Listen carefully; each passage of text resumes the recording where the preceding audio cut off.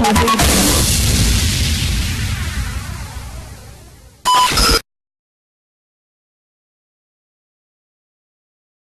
guys, we've bid farewell to legends, and you could see that Marlin's decreased, his overall has decreased, and have been offered a position, a manager's position at various clubs: Man City, Corinthians, Sevilla, and we need to respond it by 30th June. And as you know, I'm not going anywhere.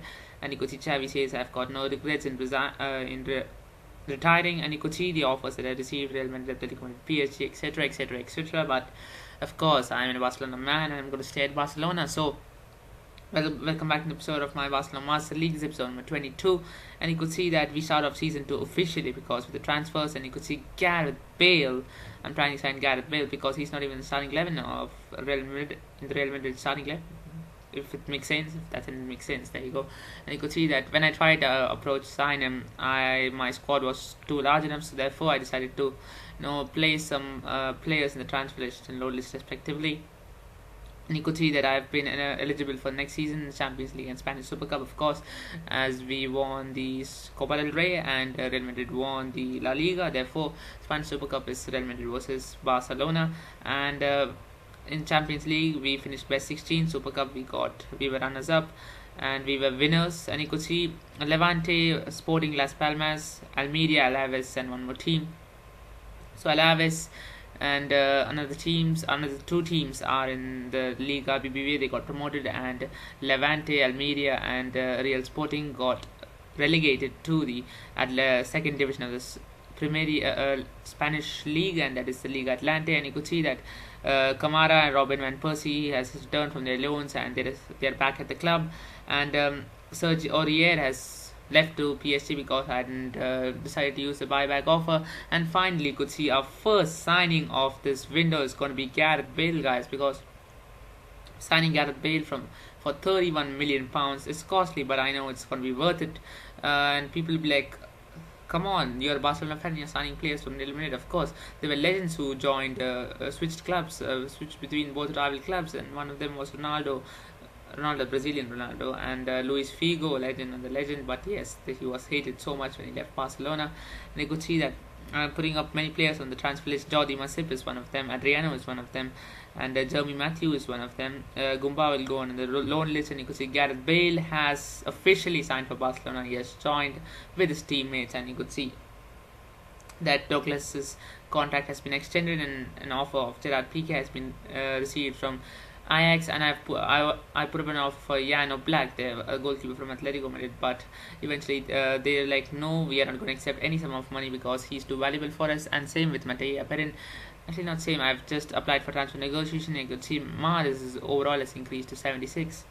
So progressions there in the first 3 minutes of the episode. And you could see an offer for Alex Vidal also is coming because I just wanted to release the players, and one of them is Alex Vidal.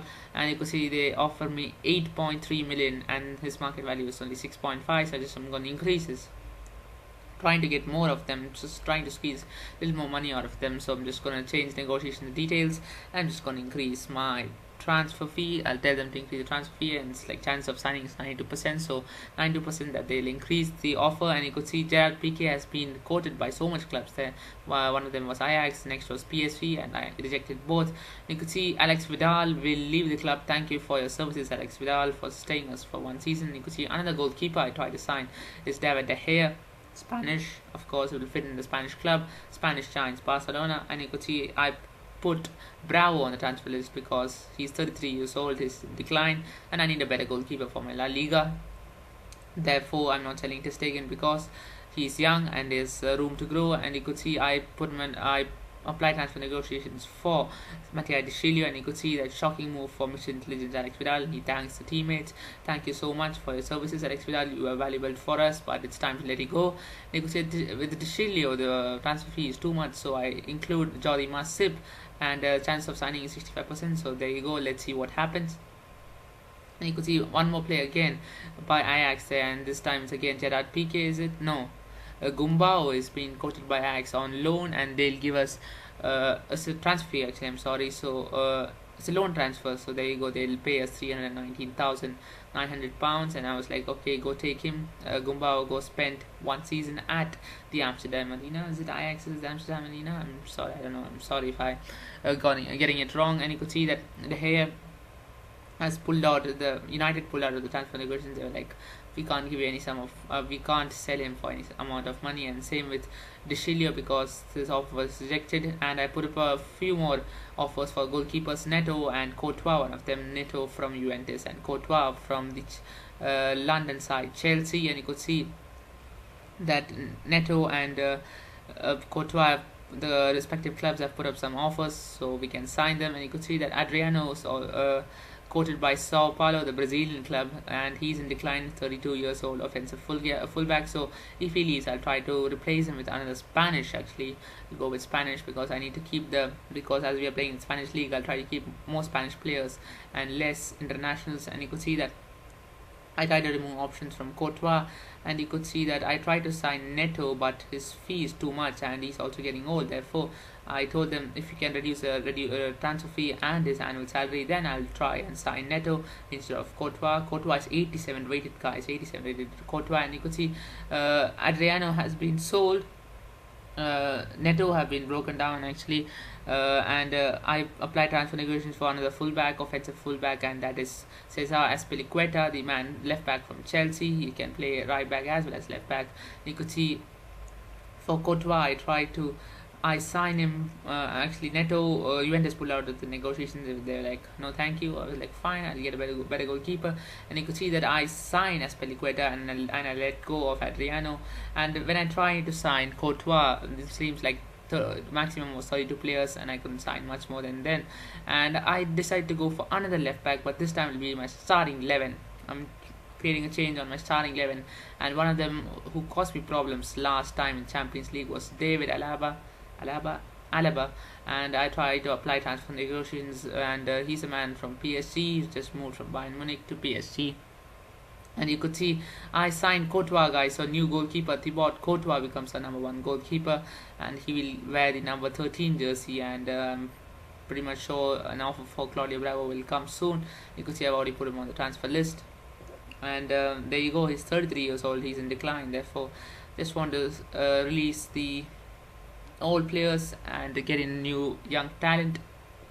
And you could see that there's been an update transfer negotiations for David Alaba, and I tried to sign him. They gave a ridiculous transfer of actually they gave lesser than his market value. So I decided, you know what, let me put him up for an exchange. So what I did was his stats are too good, guys, too good in this game, and he'll be the perfect left back for my team. So what I did was, it was a hard decision, guys. It was a really hard decision, but I finally decided to go and put Alba as a swap-in deal plus 5 million for David Alaba, and he's much more younger, and he's 91 rated, guys, 91 rated left back. You could see there was a 58% chance. I was like, okay, PSG might pull out of the negotiations, but let's see just what happens. And so I swapped Alba and David Alaba with Jordi Alba and extra 5 million in cash, and they were like actually there's a negotiation there, and finally an offer has come from Claudio Bravo from Fiorentina, and I had no hesitation in letting him go, because we get an additional 1 million over than his market value. And Jeremy Matthew is wanted by one of the teams, and is it Corinthians? Yes. And I decided, and I asked them more money, and David Alaba, they were ready to accept, and I was buzzing, guys, when I was recording this gameplay, and I was like, great, I'm going to sign him. And there you go, I'm going to sign David Alaba, and David Alaba will become our second or third new signing in the summer window, guys. So lots of signings, lots of inflows and outflows of players. So that's going to be in this episode, guys. Hope you have enjoyed this episode. If you have enjoyed this episode, then please do leave a like rating and subscribe if you're around here. And until then, see you all guys next time, and thanks for watching. Until then, it's Brooklyn signing.